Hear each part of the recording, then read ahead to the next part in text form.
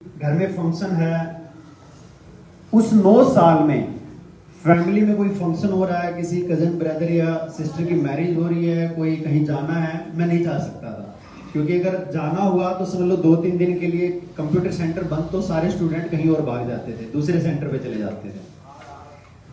तो दिमाग में एक ही चीज चल रही थी कि ऐसी लाइफ कभी हो सकती है कि पैसा भी आए, इनकम भी बहुत अच्छी आए, लेकिन हम अपनी जिंदगी अपने हिसाब से जिए।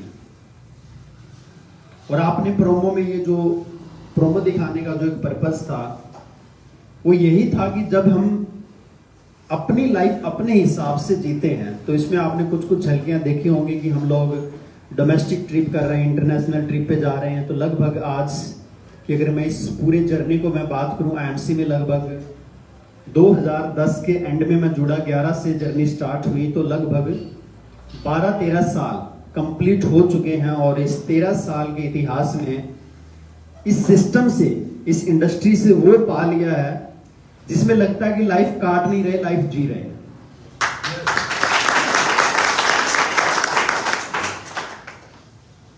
शुरुआत की थी उस समय पर सारे लोग खिलाफ थे, परिवार के लोग सबसे ज्यादा। आपको दुनिया में अगर कोई आगे बढ़ने से रोकता है, वो आपके अपने लोग होते हैं, जिनको विश्वास नहीं होता।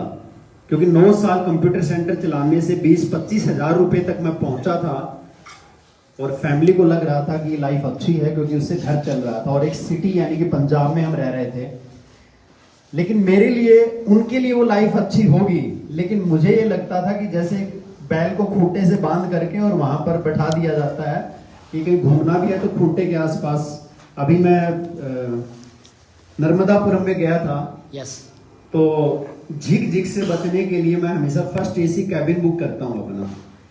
और फर्स्ट एसी कैबिन में क्या होता है कि अच्छी रॉयल फैमिली बैठी होती है। और इस बार ही ऐसा हुआ कि वो रॉयल फैमिली रात को 12 बजे घुसी, एक परिवार, और 12 बजे एंट्री हुई तो उनके साथ एक कुत्ता था फर्स्ट एसी कैबिन में। अब उसको उन्होंने क्या कर दिया, वो जो छोटी सी बेल होती है उससे बांध दिया एक कॉर्नर में। अब कैबिन है, उसमें वो है और इधर मैं बैठा हूं और एक ऊपर बैठा होगा। अब नीचे पैर रखने से डर लगे क्योंकि वो भौं भौं करे। अच्छा, उसकी इतनी कैपेसिटी थी नहीं कि वो बेल से जहां तक बांधा हुआ था उससे आगे जा सके। अब मुझे लगा वॉशरूम के लिए जाना पड़ेगा तो चप्पल जूते पहनने पड़ेंगे, तो परेशान करेगा। अब जैसे ही उसकी नजर उधर हुई, मैंने अपने जूते उठाए और उसकी बेल के जो डिस्टेंस था उसे दूर रख दिए, और अपना सामान भी। अब सुबह, चलो रात को तो निकल गई, सुबह उठ करके फिर वही खेल। अब वो समझ गए कि ये व्यक्ति परेशान हो रहा है इससे, फिर बाद में उन्होंने कैबिन चेंज कर लिया। तो उससे मैं एक चीज समझ रहा था कि एक कुत्ते को भी जब बेल से बांध दिया जाता है, तो उसका भी दायरा राज करने का उतना ही होता है जितने दायरे में वो घूम सकता है। तो हम भी कहां ना कहां अपने दायरे में एक बेल से बंधे हुए होते हैं, और उस दायरे के हम मालिक होते हैं। उससे आगे हम जा ही नहीं सकते, निकल ही नहीं सकते। एक बार एक मेंढक कुएं में रहता था बचपन से ही। कोई मेंढकी ने मेंढक को, बच्चे को जन्म दिया होगा, तो उसने तो वो कुआं ही देखा था।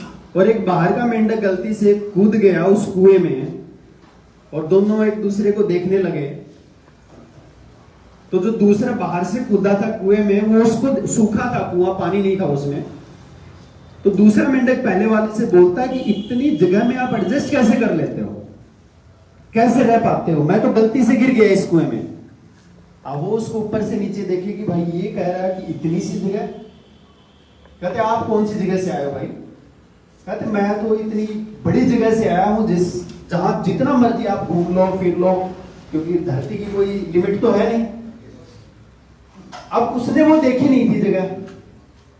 फिर उसने क्या किया, जो पहला मेंढक था, उसने एक जंप मार के दिखाया कि क्या आप इतनी जगह में रहते हो। अब उसको हंसी आया कि इसको कैसे समझाऊं भाई कि इतनी सी जगह, धरती इतनी बड़ी थोड़ी है। वो कहते तेरे बस की बात नहीं है, तू ऐसा कर रहा है, और मैं जैसे भी निकलने का प्रयास कर रहा हूं, कैसे भी भगवान मुझे यहां से निकाल ले। फिर उसका गुस्सा बढ़ गया, ये तो मेरी इंसल्ट कर रहा है। अब उस मेंढक ने पूरा जोर लगाया और डबल छलांग लगाई। अच्छा, आपकी धरती इतनी बड़ी है क्या? कहते नहीं, रहने दे, तेरे बस की बात नहीं है। अब जब इंसान को कोई चढ़ाता है तो उसका गुस्सा पारे में चला जाता है। तो उसने क्या किया, कुएं की एक दीवार से पीठ लगाई और इतना लंबा जंप मारा कि कुएं की दूसरी दीवार से टकराया और कहा कि अब तो धरती भी खत्म हो गई, इससे बड़ी जगह तो नहीं है। क्योंकि उसके लिए धरती का एक से दूसरा कॉर्नर कुएं की दीवार ही थी। ऐसा ही होता है। ऐसा ही एक इंसान की एक सीमा होती है। बहुत सारे लोग हमारे में होते हैं जो कभी अपनी जिंदगी में गांव से बाहर नहीं निकले होते, या गांव डिस्ट्रिक्ट से बाहर नहीं निकले होते, या सिटी से बाहर नहीं निकले होते। तो ऐसी जिंदगी मैंने भी जी थी। मेरा पूरा जीवन जो है 15 साल पंजाब में कोटकपूरा सिटी के, और एक ही कमरे में हम फैमिली के 5 लोग रहते थे, और वो कमरा ही हमारी जिंदगी थी। उस एक ही रूम में मैं कंप्यूटर रख के सिखाता था दिन में, और स्टूडेंट चले जाते थे तो वहीं चारपाई डाल के हम सोते थे। मतलब एक रूम ही मेरी जगह थी, और एक सिटी मेरे लिए सबसे बड़ा भारत था पूरा, कोटकपूरा। कभी बाहर निकले ही नहीं थे। और अब अगर हम बात करें इन 12-13 सालों में, भारत के अंदर कोई सिटी, कोई स्टेट ऐसा नहीं होगा जहां पर हम नहीं गए हो। कश्मीर से कन्याकुमारी और गुजरात से नागालैंड तक हर स्टेट में हमारे साथी हैं, हमारे लोग हैं, हमारी टीम है, जहां मीटिंग करने के लिए जाना पड़ता है। और हर जगह का, हर स्टेट का हमें कल्चर देखने को मिलता है। और दिल से निकलता है कि भारत कितना महान है, जहां पर लोग प्राउड करते हैं कि भाई हमारा बेटा कनाडा रहता है, अमेरिका रहता है, फलाने कंट्री में रहता है। हम बोलते हैं हम Bharat, India is not a country, India is a group of 29 countries. क्योंकि भारत का एक राज्य एक कंट्री के बराबर है। और एक राज्य से दूसरे राज्य में जाते हैं तो भाषा बदल जाती है, कल्चर बदल जाता है, सारा सिस्टम ही बदल जाता है। पंजाब बिल्कुल अलग है, हरियाणा बिल्कुल अलग है, आसाम में जाएंगे बिल्कुल अलग है, कर्नाटका में आप जाएंगे, हम लोगों का एक बड़ा इवेंट था कर्नाटका में, और साउथ के लोग